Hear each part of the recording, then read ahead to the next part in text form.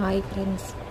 இது எங்கள் வீட்டில் கார்த்திகை தீபம் அன்னைக்கு, பெரிய கார்த்திகை அன்னைக்கு எடுத்த வீடியோங்க.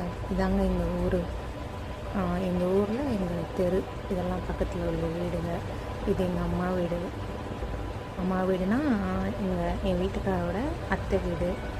இப்படியே இதுதாங்க எங்கள் தெரு. நல்லாயிருக்கும். அது கரெக்டாக விளக்கு பற்ற வைக்க நேரம்னு பார்த்து கரண்ட்டு போயிடுச்சுங்க. ஒரு மாதிரி லைட்டாக எல்லார் வீட்லேயும் ஒரே தீபம் தான். அதுக்காகவும் என்னவோ தெரியல, கரண்ட் ஆஃப் பண்ணியிருப்பாங்க போல் இருக்கு.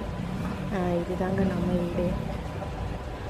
அப்புறம் நல்லபடியாக பணியாரம்லாம் சுட்டு சாமி கும்பிட்டாங்க. சாமி கும்பிட்டு பணியாரம்லாம் சாப்பிட்டோம்.